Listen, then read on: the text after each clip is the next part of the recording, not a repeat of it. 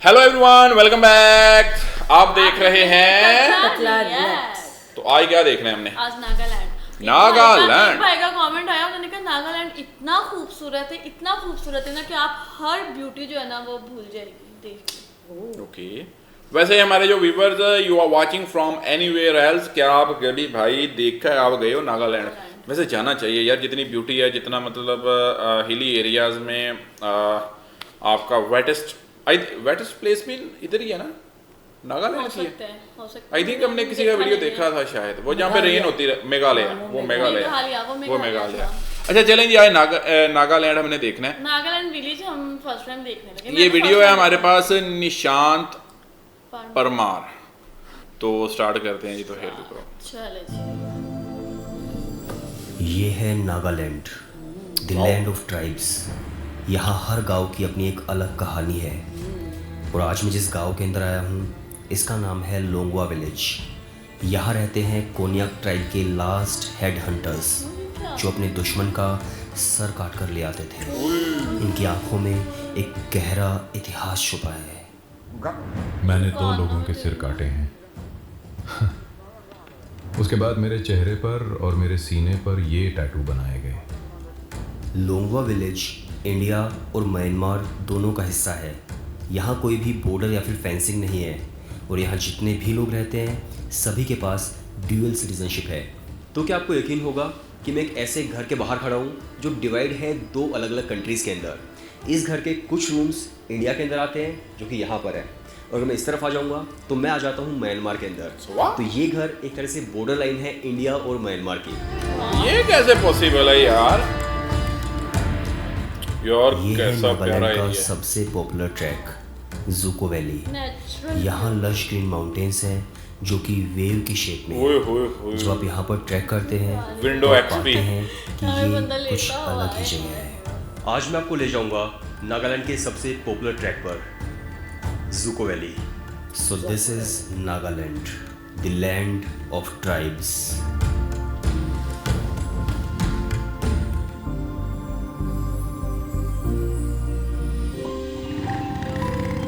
हमारा सफ़र मेघालय से शुरू होता है। अब हमें 12 घंटे बाइक राइड करनी थी और पहुंचना था नागालैंड के लोंगवा विलेज में। जब मैं मेघालय के छोटे छोटे गांवों को पार कर रहा था तो मैं रियलाइज़ कर पा रहा था कि मेघालय के रास्तों से ज़्यादा सुंदर शायद ही कोई दूसरे रास्ते हैं। यहाँ पर छोटे छोटे गाँव है, उनके खेत है, हरियाली है, छोटे छोटे अच्छा, हमने कितना ट्रैवल किया है, इन सबको देखकर ऐसा रास्तों नहीं का मज़ा मुझे आने लगा था। सो मैं भी जहाँ पर यार ऐसा फिर भी ये कोई नहीं ऐसी है। पॉपुलर जगह नहीं है। मैं बस कहीं पर जा रहा था और रास्ते में एक गाँव आ गया, और इमेजिन करो एक्चुअली चीजें ये है कि उनके रोड इंफ्रास्ट्रक्चर बहुत अच्छा है। रोड अच्छी है। हमारा जो पराक्रम वाला रोड है वो भी ऐसी बहुत अच्छा बनाया है उन्होंने। जो अच्छे बनाए हैं वो अच्छे हैं, जो नहीं है। नेक्स्ट डे हम लोग पहुंच जाते हैं नागालैंड के लोंगवा विलेज में। ये विलेज मोन डिस्ट्रिक्ट का एक छोटा सा गांव है जो इंडिया और म्यांमार दोनों का हिस्सा है। जितने भी लोग लोंगवा विलेज के अंदर रहते हैं उन सभी के पास ड्यूअल सिटीजनशिप है, यानी कि वो इंडिया के नागरिक भी हैं और म्यांमार के भी। अब हम लोग पहुंच चुके थे लोंगवा विलेज। ये पहाड़ की चोटी पर बसा एक सुंदर सा गांव है। इस गांव में 700 घर और लगभग 5000 लोग रहते हैं, और इन्हीं में से 16 हेड हंटर्स भी हैं। अब मुझे उनसे मिलने जाना था। थोड़ा डर लग रहा था, बट मैं काफ़ी एक्साइटेड भी था। और फिर मैं चला जाता हूँ उनके घर की तरफ। सो लोंगवा विलेज के अंदर अभी भी हेड हंटर्स की जो लास्ट ट्राइब है वो मिलती है, जिन लोगों ने दूसरे एनिमीज़ के सर काटे थे। और अभी मैं जिनके घर पर जा रहा हूँ, यहाँ पर एक हेड हंटर रहते हैं जिनसे हम कुछ थोड़ी सी बातचीत करने वाले हैं, और अंदर देखते हैं कि क्या क्या चीज़ें हो कैसे। यार I am shocked to listen, मतलब के हेड काटे थे, मतलब एनिमी के हेड काटे मींस क्या? वहाँ पे क्या है, मुझे समझ नहीं आ रही।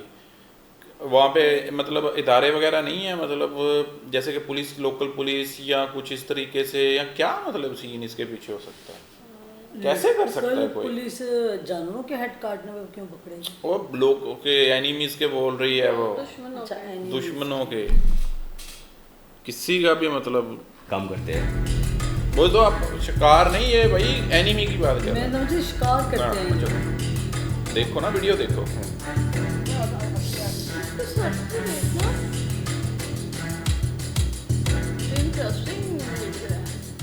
मिस्टर पंचम शक्कम घर पर अपना कुछ काम कर रहे हैं।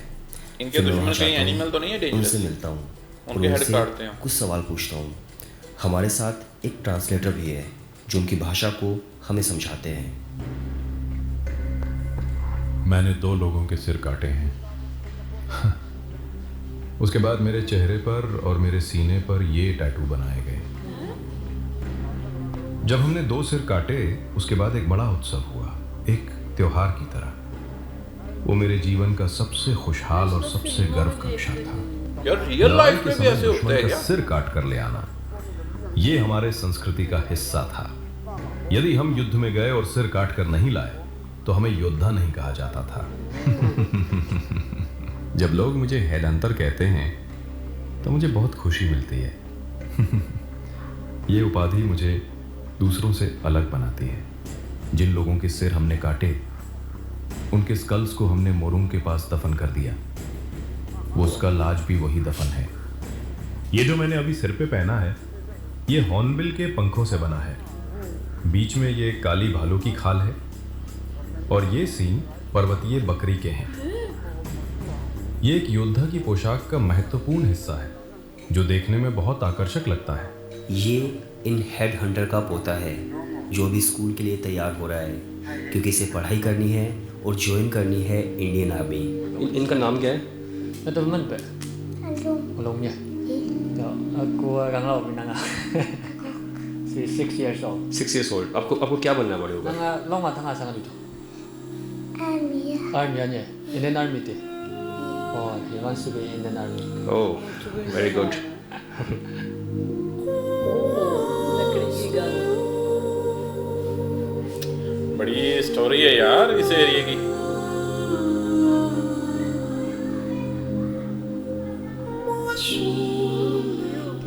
हमारे समय में हमें लगता था यही सबसे अच्छा दौर है। हम किसी बाहरी जनजाति को अपने गांव के अंदर नहीं आने देते थे, लेकिन अब हमारे गांव में दूसरे देशों के लोग भी आते हैं। समय बदल गया है। मैं चाहता हूं कि हमारे बच्चे पढ़ाई करें, बेहतर शिक्षा के लिए बाहर जाएं और अपने नजरिए से दुनिया को जानें। यही हमारी आने वाली पीढ़ी के लिए अच्छा होगा।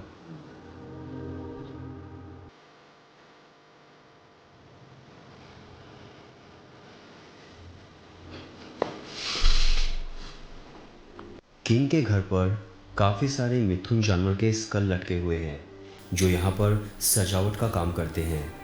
इनमें से काफ़ी सारे स्कल दूसरे गांव ने किंग को दिए हैं एज अ गिफ्ट।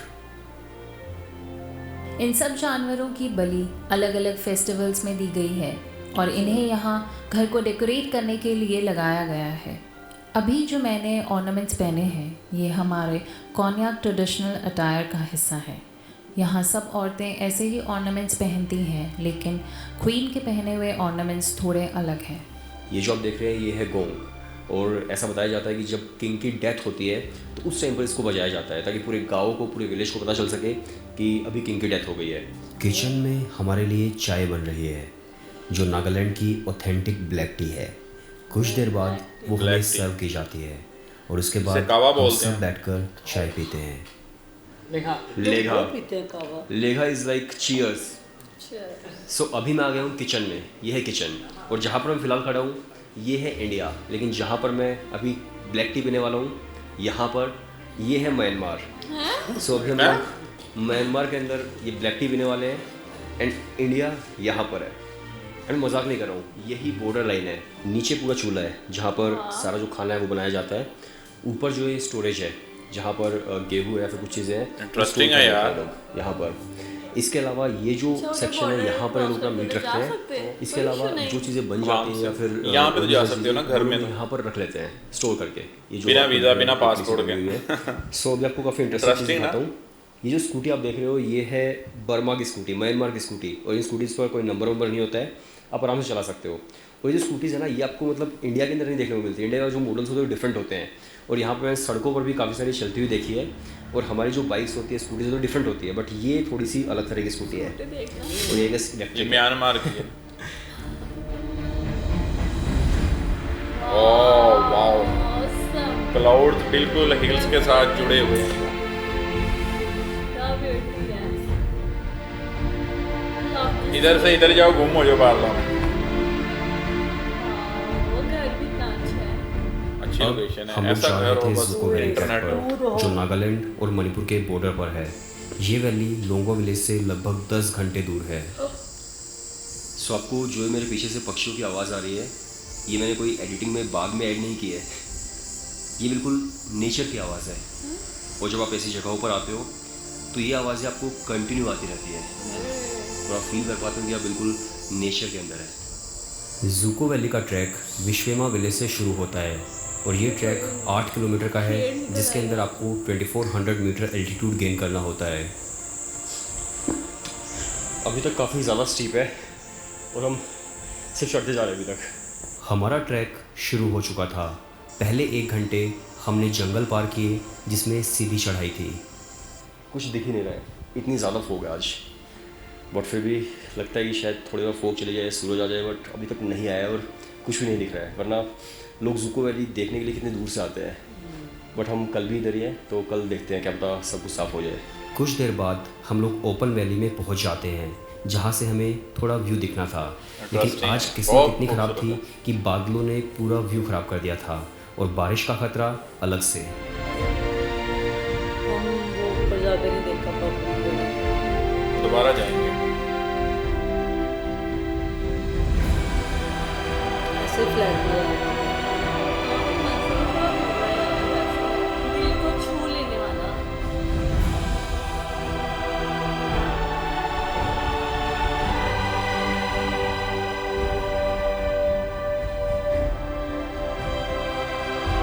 ओए होए हो, नीचे देखो, नदी कोई बह रही है छोटी सी ऊपर से।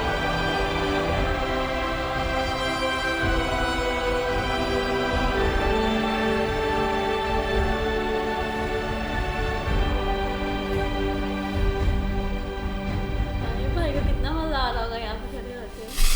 खत्म हो गया आज हो गया, फोग काफ़ी ज़्यादा है। भी है। हाँ फोक तो ऐसा नहीं होता है, अच्छा, लेकिन आज बहुत अनलकी। और ये क्या है जो पीछे पौधे हैं? देखना कुछ नहीं नजर आ रहा। हम लोग का गाँव ऐसे जरूर बना सकता है। झाड़ू बनाते हैं उनसे? Hard broom to Okay. Clean the floor.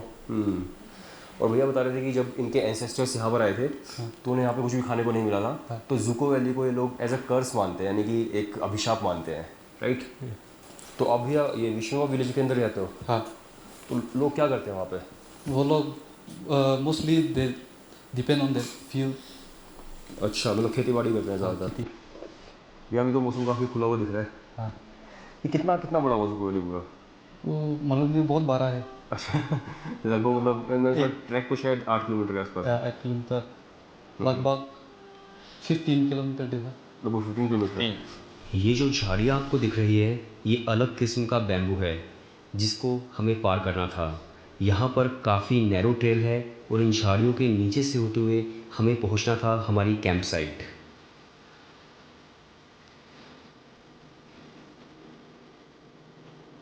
कितना प्यारा एरिया है।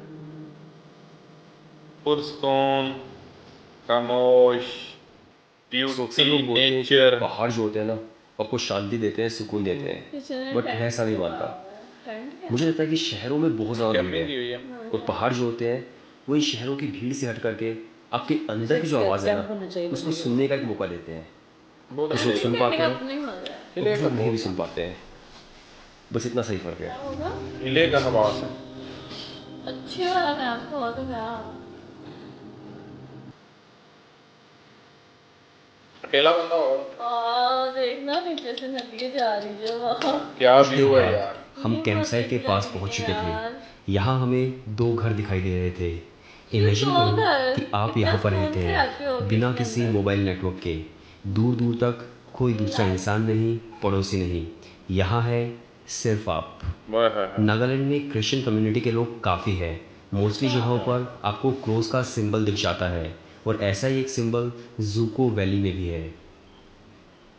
अगली सुबह हम लोग अपना एक आखिरी सफ़र तय करते हैं उन अनजान लोगों के साथ जो हमें इसी सफ़र में मिले थे।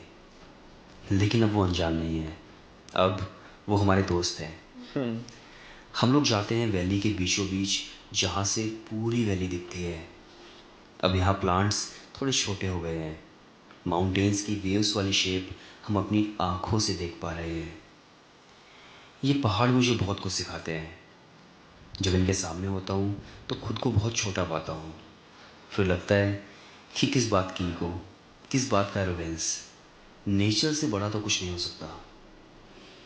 ये सब उल्टी सीधी बातें सोचने के बाद बैठ जाता हूँ और बस देखता रहता हूँ इन पहाड़ों को बहुत देर तक। यहाँ पे खाने का भी नागालैंड का मेरा सफ़र यहीं पर ख़त्म होता है, लेकिन काफ़ी सारे गाँव, काफ़ी सारी कहानियाँ ऐसी होती हैं जिसे हम भूलने पर भी नहीं भूल पाते। और नागालैंड और लोंगवा विलेज उन्हीं कहानियों में से एक है।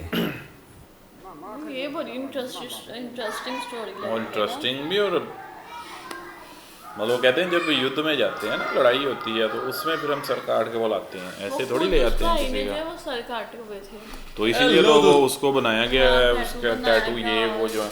अच्छा, उनकी अपनी कल्चर है ना। और अच्छा, वैसे मैं ये बात सोच रही थी कि हमारे पाकिस्तान का जो नॉर्थन एरिया है उससे ज़्यादा इंडिया में ज़्यादा नॉर्थन है। इंडिया का मतलब अब कह, हाँ उनके पास ज़्यादा और खूबसूरत भी कि नहीं। हर इलाके की अपनी ब्यूटी है। आप ये देख लो कि अब हमने नागालैंड देखा है, मेघालय देखा है, ठीक है, डिफरेंट। हाँ, लेह लद्दाख देख लो, उसका हमने वीडियो देखा कि हर एक डिफरेंट ब्यूटी, डिफरेंट चीज़ आपको मिलती है। अब हमारे इधर जाएंगे वो उनसे वो चीज़ें डिफरेंट होंगी, लेकिन लगती सिमिलर है हमें कि यार हाँ हिल्स हैं, पहाड़ हैं, लेकिन डिफरेंट है। लेकिन वो जैसे छोटे छोटे घर बने हुए थे हमारे ताओबट में भी तो ऐसे ही था। एक्चुअली ये लाइनें तो हम इंसानों की खींची हुई है ना कि भाई ये बॉर्डर है, हाँ, ठीक है, देख लिया, अब 2 बार ठीक है। अब नेचर का तो कोई बॉर्डर नहीं है ना। अब एक हिल जो है वो पाकिस्तान के हिस्से में आ रही है, अगली वो उसी को हमने बॉर्डर लाइन उधर से खींच दी। वो हिल एक ही है, उधर इंडिया, इधर पाकिस्तान है। और उधर अब देख लो, उधर उनके लाइन खींची गई, एक तरफ म्यांमार है, इंडिया है। ये तो ये बॉर्डर तो इंसान के बनाए हुए हैं ना, नेचर तो इंसान की बनाई हुई नहीं है। तो ये चीजें जो है मतलब आपको ब्यूटी हर चीज गए थे वहाँ पे जहाँ से इंडिया नजर आ रहा था, इंडिया का फ्लैग लगा केरन था, सेक्टर, कीरन वाला। अगर वहाँ से मतलब कि अगर वो बॉर्डर ना होता या कुछ भी, तो हम एलओसी पर हम उधर जा सकते थे अगर ये बॉर्डर शॉर्डर ना लाइन ऑफ कंट्रोल। लेकिन आपके पास अच्छा, हम वहाँ गए थे ना, वहाँ के लोग जो थे ना वो बाइक्स रोक के हमें बाय बाय। आपको पता होगा कि हम गाड़ी पे जा रहे थे तो इंडिया वाली साइड से वहाँ पे ग्रुप था लोगों का, तो वो खड़े वेव कर रहे थे हैंड ऐसे, मतलब तो हम वहाँ पे रुके, हमने उसको शॉट किया, मतलब वीडियो रिकॉर्ड की, सारी बनाई। अब वहाँ पे ड्रोन उड़ाने की परमिशन नहीं थी, वरना हमारा दिल कर रहा था कि हम ना ड्रोन को बॉर्डर क्रॉस भेजें उस साइड पर, लेकिन क्योंकि वो बॉर्डर के ऊपर सिक्योरिटी रीजंस होती है। बोतल तो नहीं जाएगी, वो काफ़ी बीच में जो रिवर है वो बड़ा है, मतलब आप नहीं फेंक सकते। और ना मतलब आप जूम करके, वैसे तो फिजिकली भी आपको नज़र आ रहा था, लेकिन आप अपने कैमरे की को जब जूम करते हैं तो बिल्कुल क्लियर आपको नज़र आता है ना। अच्छा, वैसे इंसान को ना वैसे हर साल जो है वो नॉर्थन एरिया एंजॉय करने जाना चाहिए, फ्रेश हो जाता है माइंड मेरे ख्याल में। कोई ऐसा मतलब घर हो आपका कि आप 6 महीने वहाँ पे रहो, 6 महीने अपने घर रहो। एक्चुअली ये जो ट्रैवलर हैं, मतलब उनकी ये देखें ना, अभी ये भाई वीडियो बना रहे हैं, ठीक है, इनका काम है एक्सप्लोर करना, जाना, ये भी एक जॉब है ना उनकी, उनका प्रोफेशन है, और पैशन भी है, प्रोफेशन भी है। ये दो चीज़ें काम करने में भी उनको मजा आता होगा ना, इंटरेस्टिंग मजा आता है, इसमें कोई शक नहीं है।